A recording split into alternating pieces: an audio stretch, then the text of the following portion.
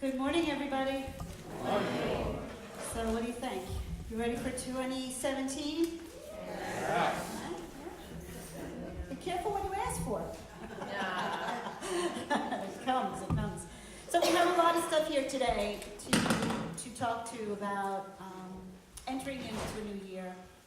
And also it's kind of silly, you know, they say that most New Year's resolutions are broken by, the fourth day into the new year. They're lucky if they last a week, you know, and then you got 2 weeks. And then you have that old adage that says that it takes 30 days to create a new habit. Well, they've kind of done new research on that. And basically it takes people maybe 300 days to break a habit. You know, we really need a lot more discipline than we've really given ourselves credit for. And that comes to the same thing with our spiritual practices. We talk about how we really want the love and peace of God in our lives, but yet how much effort and time do we really actually put into our spiritual development, our spiritual practicing, and who we are as a spiritual being? It's a hard question to really say. You know, we really want all of this grace and all of this goodness. But think about it. If you were to cut your day down and you would think about the things that go on in your day, how much of it, what percentage of your day is dedicated to that connection, that direct connect? And is that proportionate to the amount you think you experience God? Think about it. They say that 40% of what you do in a day is exactly the same thing you did yesterday. You got out of bed, brush your teeth. You did 40% of what you did was exactly the same of what you did yesterday. And it's no surprise we get at least 40% of what we got yesterday and what we put into it. You know, our words of wisdom, it's a Sanskrit proverb. Ancient, thousands and thousands of years, telling us, look to this day. The magic, the transformation, the illumination, the gift, the glory is all in this moment. And not to let go of that and be distracted by the other things that constantly come after us in each and every moment. And be willing to rise ourselves up to the occasion that this moment calls for. And it's difficult because the world is constantly bringing in chaos, confusion, pain, distraction in any way. You know, in my study with Saint Teresa, one of the Christian mystics, I used to always, you know, the Christians, it was a little difficult for me because they had this thing about sacrifice and suffering. You know, they did all this suffering. I wasn't into suffering. Until I, went a little deeper and said, well, what were they doing with it? What was it all about? And they were able to say thank you to everything that happened. In fact, any of the suffering that she had, she was saying, I'm going to suffer this. You know why? Because I'm going to give it to you as that gift. I'm going to actually bring this on. I'm going to say, whatever's coming my way, I'm going to say, bring it on, God. Bring it on. Bring it on. Why? Because I'm going to use this to elevate me into a deeper, purer connection with you. I'm not going to use it as a way of, oh, poor me, and becoming a victim and separating myself, which is something that mostly happens. But I'm going to say, bring it on. Let me take it in with a level of acceptance that brings about transcendence. We say that word in spiritual terms. Acceptance is the answer. I will accept. And we have no clue what that means. Because true acceptance brings us to transformation and illumination instantly. Instantly. It's when we fill ourselves with all that other stuff, we get confused. Eckhart Tolle is very big on being in the moment, so most of you know. And he says that by defining we lose ourselves. And so what I'm going to challenge us this new year is to give up defining ourselves. To give up defining ourselves, first to ourselves and then to others. Because when we give up also if we can give up defining ourselves, we can give up defining others. Because that's where we lose it, right? We lose it because we get distracted by the other. We get distracted in their drama and what they're doing and what they didn't do 10 years ago, 20 years ago, 40 years ago, or what happened or what's going to happen, or all the different things that we get caught up in. And we get defined by those things. And a true spiritual being, to be truly in this moment, means to give it over. To give it up. A Words of Wisdom also from A Course in Miracles calls to us and says, there is much to do and you have been long delayed. And we keep saying, what is my purpose and where am I going and what should I be in my life? And you are being called to be exactly where you are. Exactly where you are. Another thing that Eckhart Tolle says, that life will give you whatever experience is most helpful for the evolution of your consciousness. Think of how important it is. What is going on in the moment? Because the thing that is going on in this moment is the most important thing that you need in this moment for the evolution of your consciousness. What else could be more important? What else could be more important? Our children are learning a tapping exercise today. If you hear the tapping, they're going to be tapping and trying to rewire some of those negative beliefs within themselves. And the start of that tapping always starts out with, even though I'm feeling the way I'm feeling now, I love and accept myself. Learning how to go into it instead of running away from what we're being faced with. If I want the joy and the glory of God, I'm going to have to let in the deep sadness and hurt of humanity. And the pains and the struggles. And I have to honor it and respect it to the point of being able to not be afraid to feel it.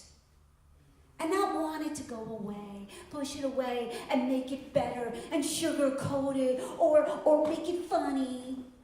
No. To allow ourselves to go through it.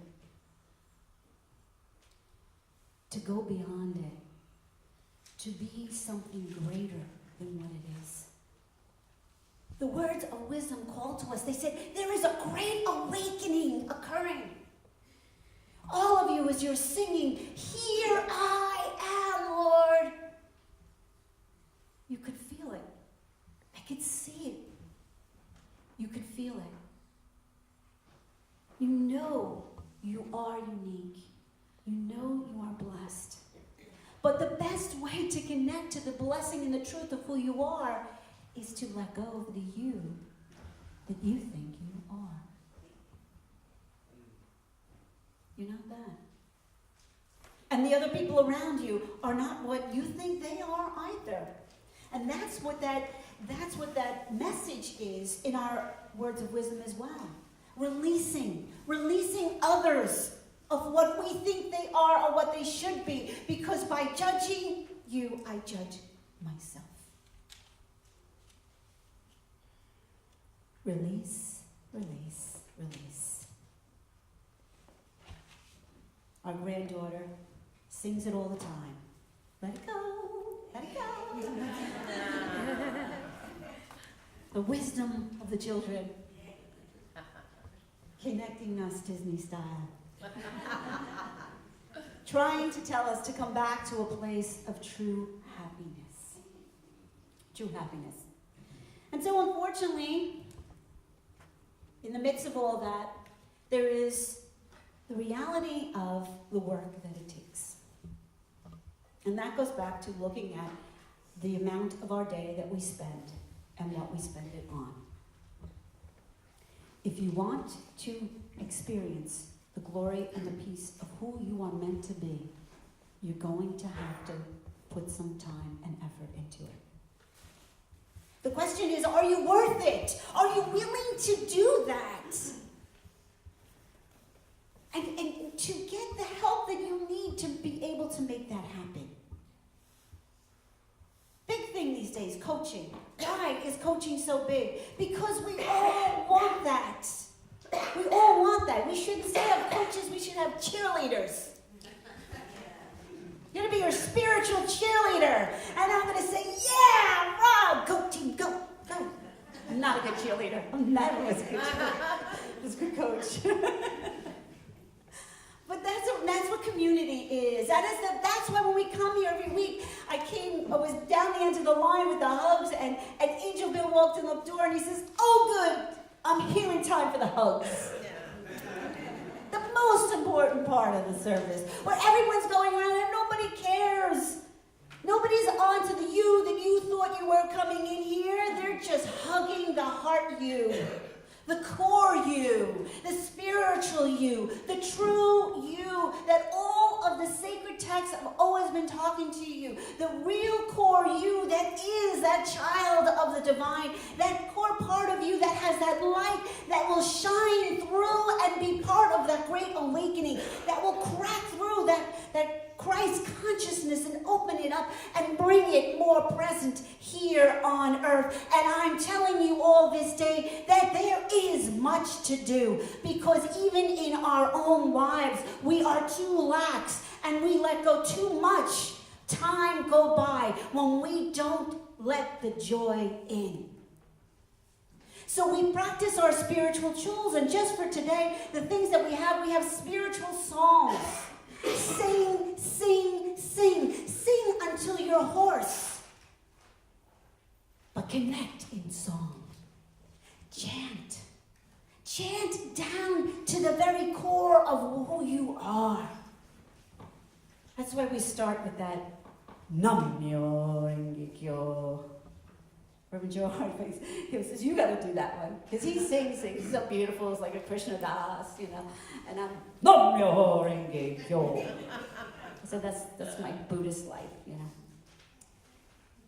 But it's true. It's going down to that gut, shaking the very essence, going into the gut.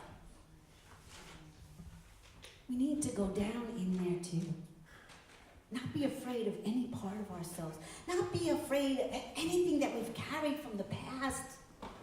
Do not bring any guilt into 2017. No guilt.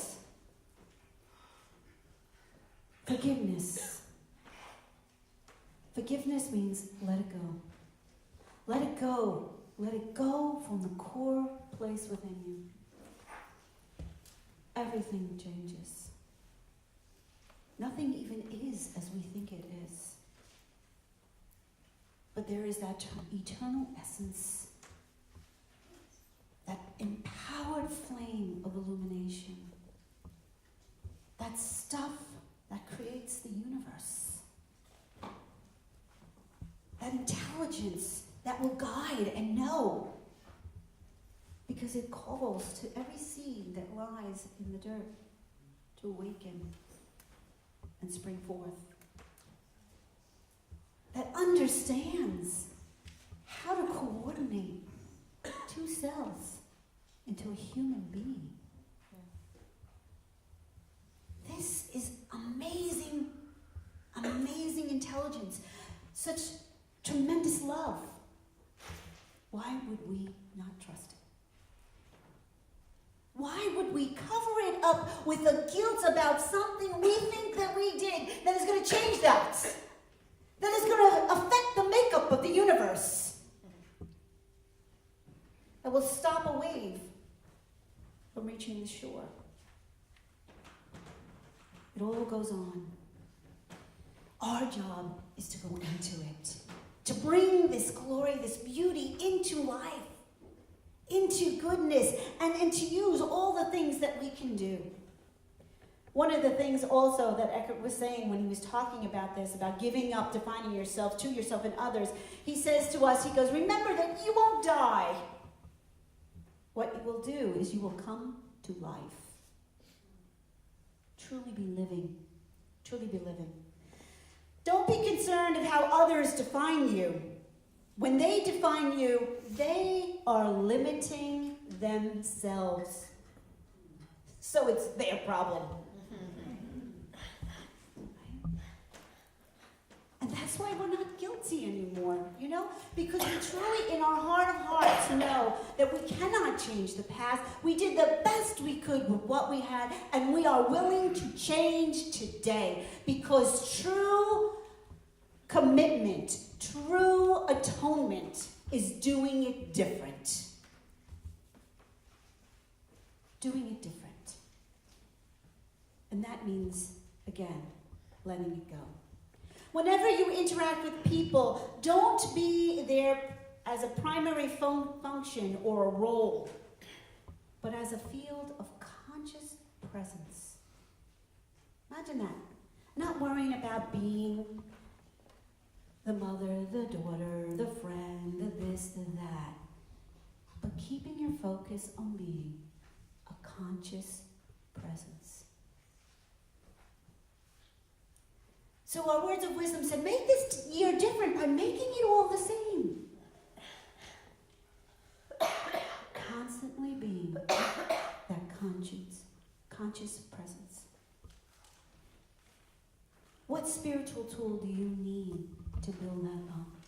How do you need to prepare yourself as you start your day so that you can be more available to be that conscious presence? Think about it.